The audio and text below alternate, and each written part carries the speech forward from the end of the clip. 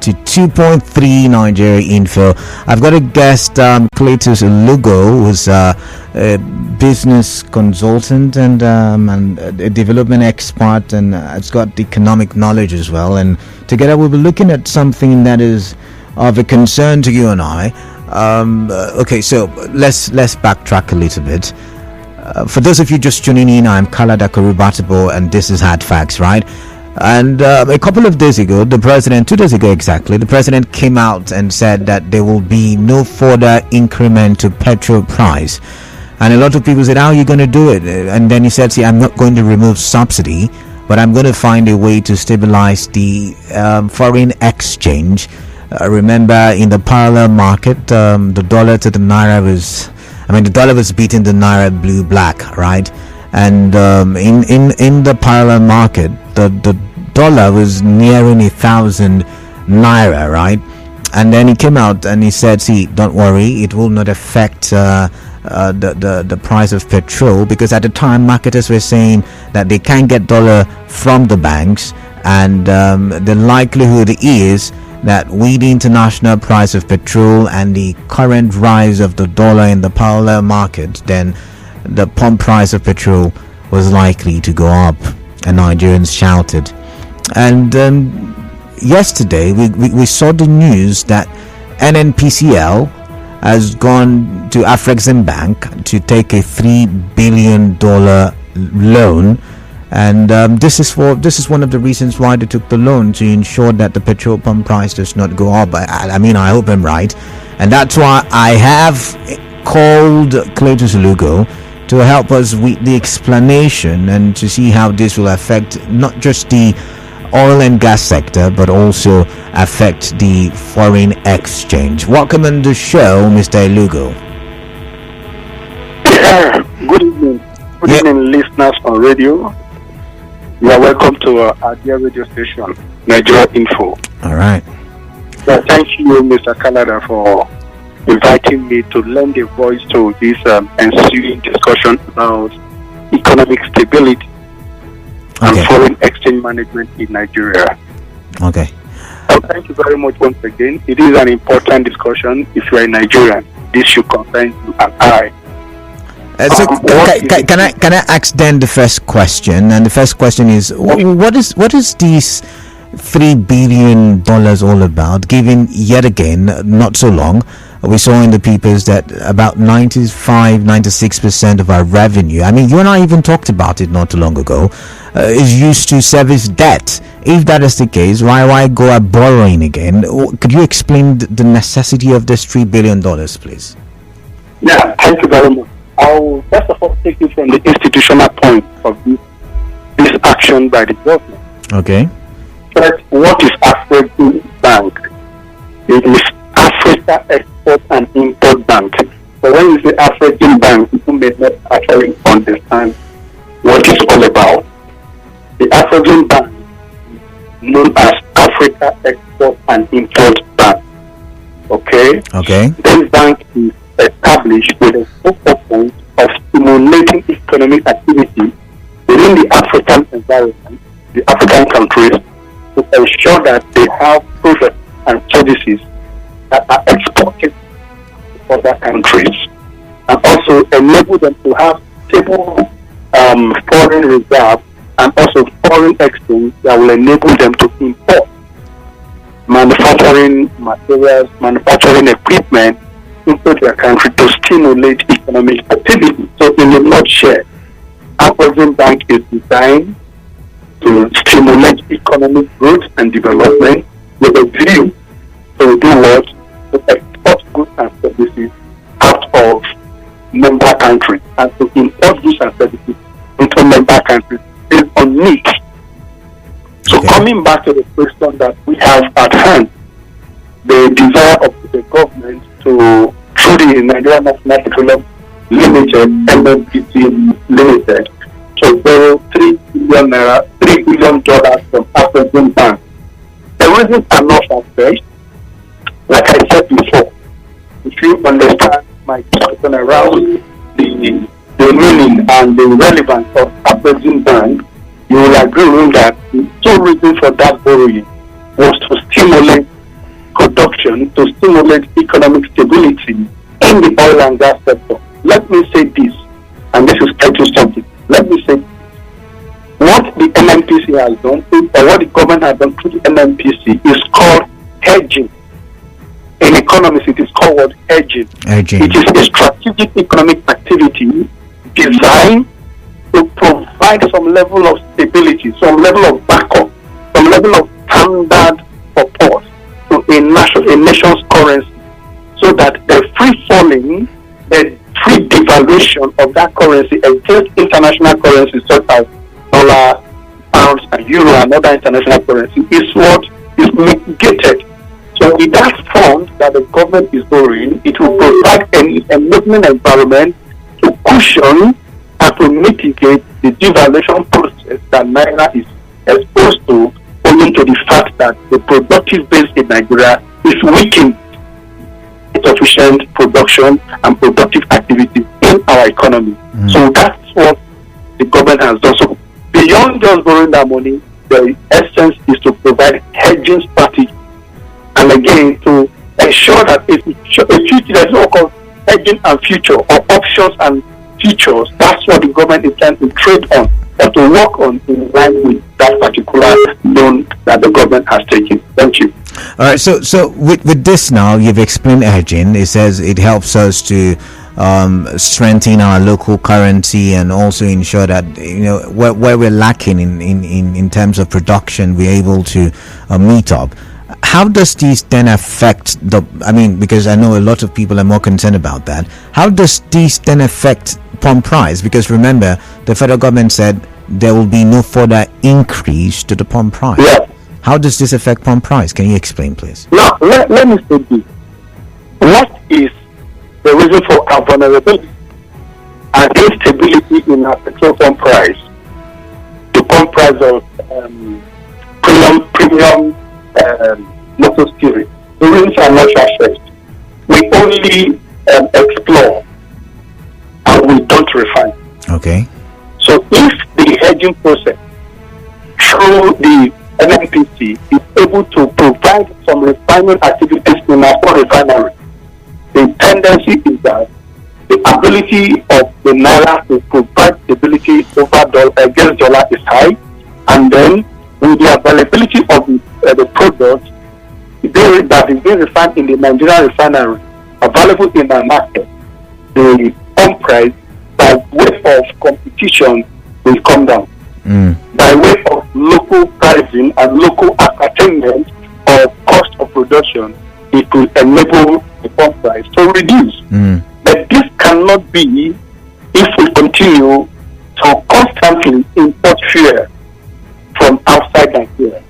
And remember, when we refine petroleum in Nigeria, we are not just only going to get the premium motor spirit, we will also have what is called gas oil, which is called diesel as it were. We have other products, and in the North Share there will be issues around employment generation, and the value chain will be enhanced such that from the downstream to the upstream, there will be activities going on, and that will also stimulate economic activities both in the short term and the long run. And again, the small medium enterprise will also benefit from this, because the availability of this product have the capability to stimulate economic activity in Nigeria. So that in itself will also trigger reduction in the pump price, because the cost of freighting, the cost of sea freighting, will be almost non-available, because refineries are refining this product with it. So the cost that will be incurred is the local transport, local haulage from refining point to points of usage and points of dispensing. So these are some of the things that we need to look at. But international insurance will be also excluded from this. These are cost implications that trigger the increase in the pump price. Well, Mr. Ilugo, you said if the refineries were working, then the hedge fund would have made more impact or more sense.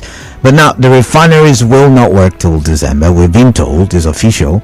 and the monies have been borrowed, and we've been told by the NNPCL that the monies borrowed will be used to pay for royalties and taxes, future royalties and taxes, because as remember I spoke about future options. Okay. Yeah.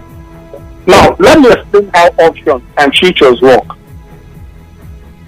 so that for the benefit of our listeners who are always coming to our radio station for knowledge, for awareness, and for insight, futures and options work like this. Futures simply means a systematic economic process designed by economic actors to enable buyers, to enable people, organizations, and countries to make a down payment with a hope of getting services, goods and services delivered to them at today's date in the future, today's price. Okay. That means it is like making a minimum payment today and ensuring that price remains static even in the long time that you want the goods delivered. In other words, it is what we call half payment of something that you want to take in the future date. So the payment you have made ordinarily makes sure that the price of that good does not in any way increase again, irrespective of the prevailing situation that will exist in the country, the organization, the shops that you have made that payment. That's how futures work. Okay. So that's why you were told that money will be used to pay for royalties and taxes. So invariably, it is meant to do what? To stabilize, to agree on the price of a particular product that will be delivered in a future date. Irrespective. That's why I use the word hedging. Okay. So what he did is to hedge and to mitigate the possibility and the ability of the price of that product to rise in the future. They haven't made the payment and agreement today. That's how futures work. So it is an exchange. It is an exchange strategy to ensure stability in pricing. So let me get this straight now. It's going to mean that there is the possibility that the price of petrol may not rise again, possibly until depending on how much that 3 billion will take us to, until refineries are fixed. On how we follow through that futures agreement, futures implementation, and if at the point of our agreement making we do not default. If we default, the futures agreement will probably not work. No. So it all depends on our ability to respect agreement and implement as expected. That's the way it goes. Okay, but that's for the oil and gas sector. I'm more interested in how it will help stabilize. I know the strength of the naira. I know you've said so much and it's all theory, but let's get to practical now. Currently the naira is being floated. Correct me if I'm wrong. And at its current state, it's somewhere around the region officially 790 thereabout to $1. Unofficially, it's somewhere around 890, 910 thereabout. How does this stop the naira from depreciating? Thank you very much. Stabilization of naira is not a fiat. It's not by fiat. Okay. Stabilization of foreign exchange is not by fiat. Okay. Stabilization of a country's currency is by production and by adequate internal consumption that is capable of generating production that will reduce pressure on the demand for foreign currency. Okay. So in the nutshell, if naira is to be stabilized, what is important, what is key, is to ensure that our productive base internally is what is encouraged and enhanced to a point whereby the value of the local currency is trading against the international. And then your production must be congruent with international standards. That means you produce for export. Until your goods and services are helping you or enabling you as a country to earn in foreign currency, your currency will continue to decline. So if this funds that is so borrowed from African banks is applied to production, and our production is capable of, going into the international markets to earn us foreign reserve, foreign currency. It will help to shore up our foreign reserve. All right. And when our foreign reserve is strong, is robust enough, it has a ripple effect on the stability of the local currency. But because the production base is weak, our ability to earn from foreign reserve and foreign currency is also weak, foreign exchange is weak, therefore, it is also putting pressure and demand on the available reserve, thereby depleting it. And that continuous depletion is in further eroding the confidence and the ability of the local currency to exchange against international one. So for us to ensure that the Naira is stabilized, is able to exchange at a very positive level against the dollar, the so-called solution is to enhance our productive base. And then not just enhancing it, our production and our product should be capable enough to exchange qualitatively and quantitatively in the international market. This is what is required. All right, so I've got a question on WhatsApp. So it says, good afternoon, Canada. Please help me and ask your guest, will the $3 billion loan be used to service the refinery, or does it mean the cost of pump price will drop to 150 naira per litre? If the answer is no, then I think there is no need for any borrowing at this time. Remember, the cost of pump price controls every other price of goods in the market. The Honorable Bishop with that one. What's your reaction to that message, please? Hello? Can you hear me? Yeah, can you recap, please? Oh, so the person was basically asking if the money would, because you're talking about production, ensuring production is, peaked and all of that. And he's asking, will it mean that the refineries will be worked on, or does it also mean that with the monies borrowed, petrol will now crash in price? What does it mean? He's trying to find out. No. In truth is this. First, there is need for us as the system, there is need for us as media organizations to adequately enlighten the Nigerian masses about the economic workings or the workings of the economy.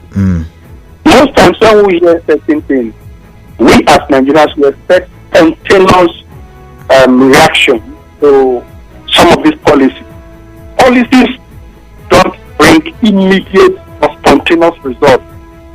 There is a period of ideation, there is a period of pilot testing, and there is a period of what? Adoption and stabilization of these policies for you to bring the needed results. Yes, as Nigerians, we are exposed to a economic hardship based on the subsidy removal and all of that. No doubt, every Nigerian will expect that whatsoever that is done by the government to trigger a spontaneous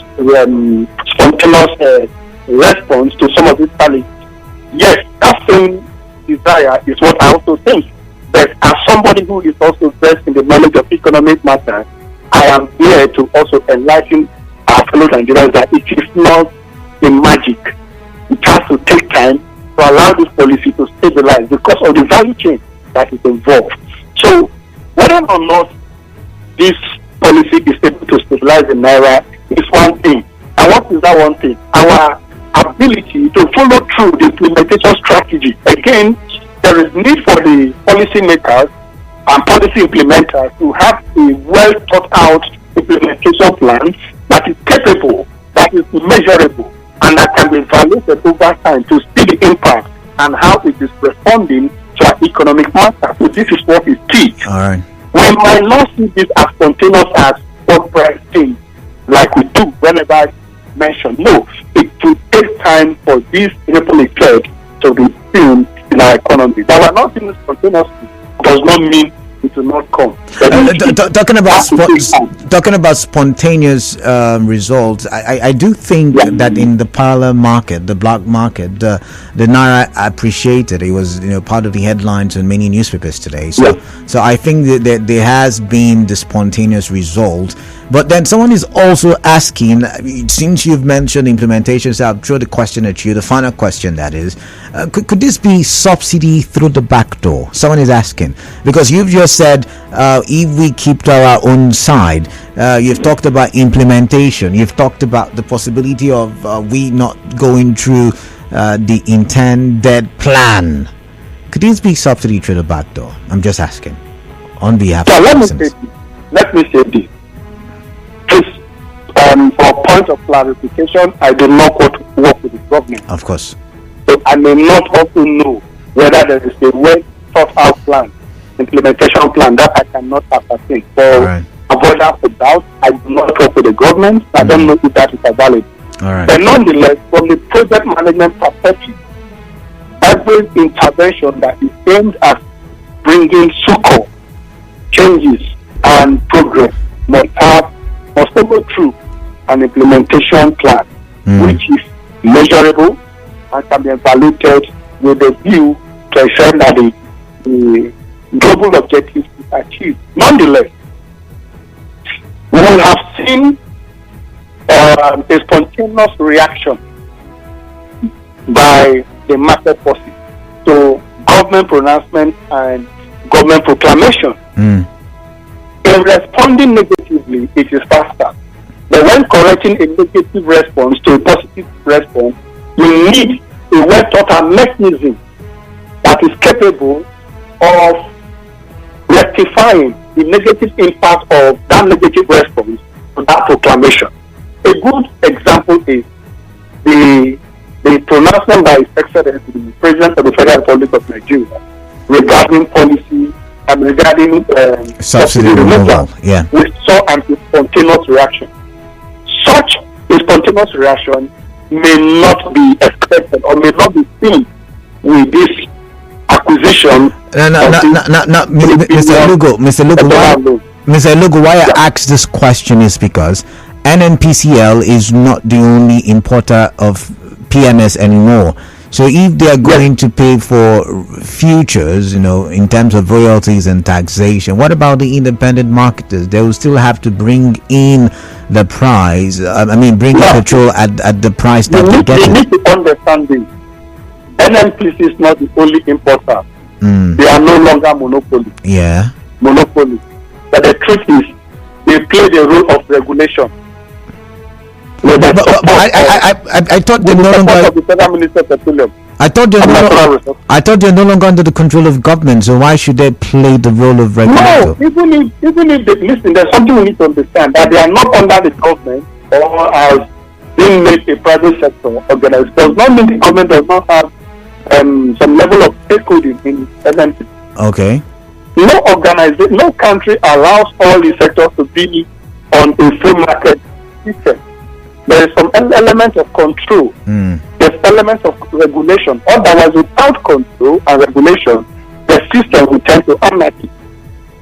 What you need to be looking at is to what level of control and what level of regulation is capable of stabilizing the petrol supply and then the stability of Naira against the dollar. All right. So, no country will work without government influence. And that's why you look at the economic model. C plus I plus D. C is the consumption from the household. Then investment, I, which is investment from the private sector. And D, government, who makes policy to regulate the activities of individuals. There is no way an economy, especially as vital as the petroleum sector, will be without minimum government regulation. All right, then. If that is missing, there will be very chaotic situation in the country that at certain point Nigeria may not be able to afford the price of this product. So a minimum regulation is required and it's also in place as well. All right, then. All right. Thank you very much for your time, Mr. Cletus Ilugo. Thank you very much for tutoring us on economics. Thank you for the privilege of being in Nigeria always, and thank you, listeners, for always tuning in to our radio station. God bless you. And God bless you, Republic of Nigeria. All right, thank you very much. Cheers. Now it's time for you and I to have a conversation. You've been listening. I've learned a couple of things. I've learned about futures.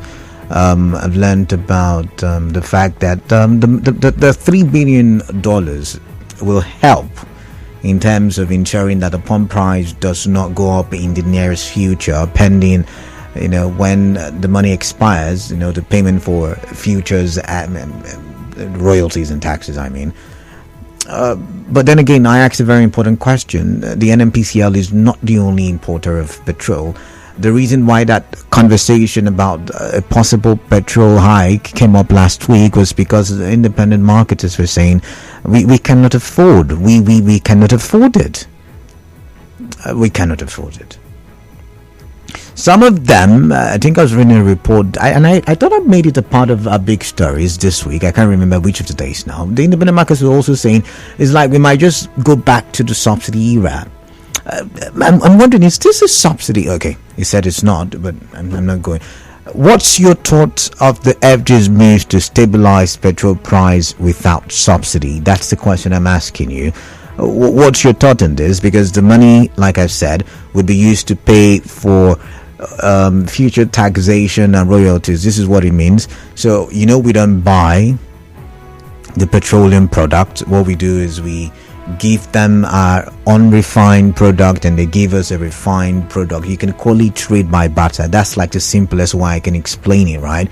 And so all we have got to pay for usually is maybe taxes, royalties, landing cost, some other little things.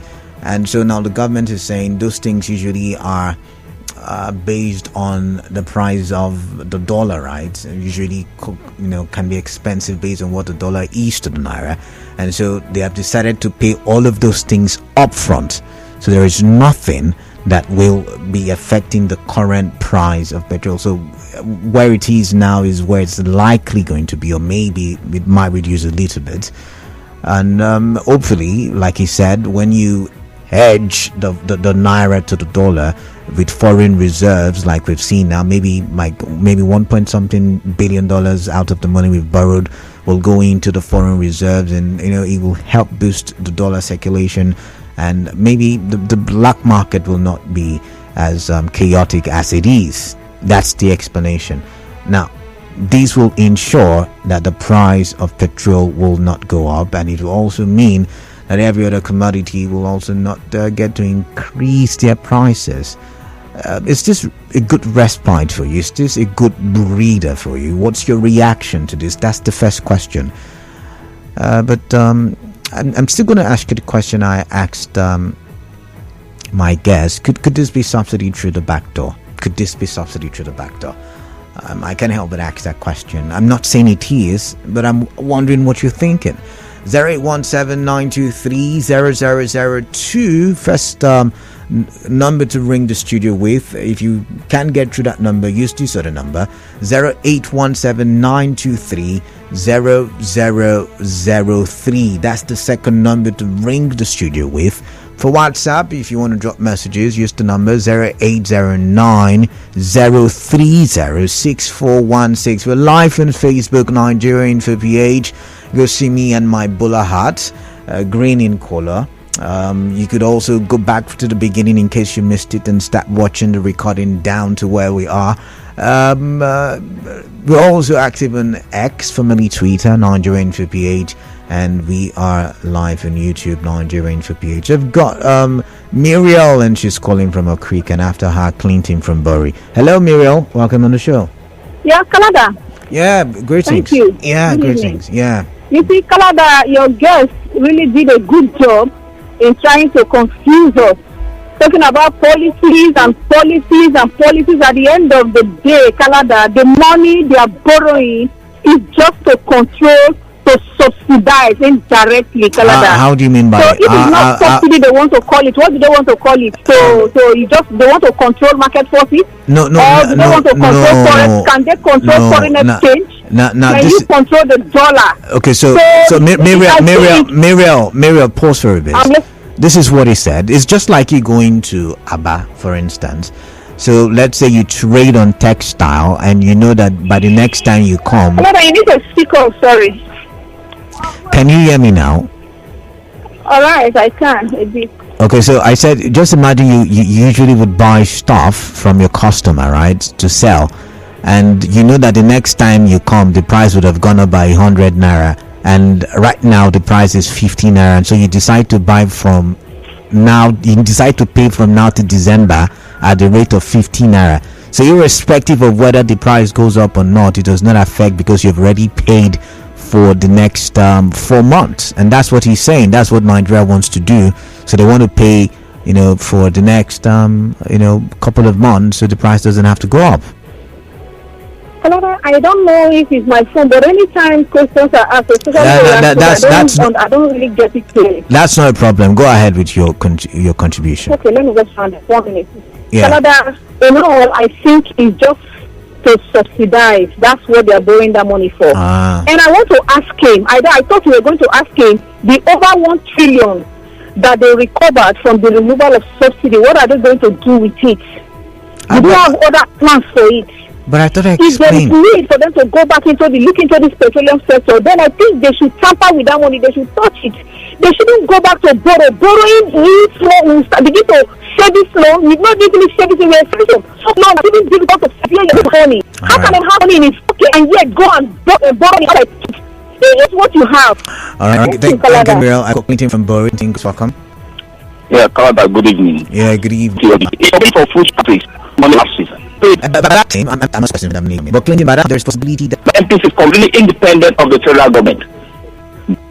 What I'm saying is that the fact that they took this loan and they proved the loan, the loan to all our refineries, 6 months quickly. But Clinton, that the refineries will be working in what's the day now? August, in about 4 months' time. That's the refinery. Oh, the next one will be opening by the end of the quarter. The problem that facing this country, I think it is made. It's made. Look at all this. It's confusing because we can actually move this differently. This is to control our market prices. So there's no need for it to go up. Okay. Thank you. Thank you very much. I've got Elombe from Uji. Elombe, welcome. I agree to Canada. Yeah, I greet you right back. Welcome. What happened to this matter now? Like the other mother was talking about in television, watching. What is that? People do what to you. Yeah, true.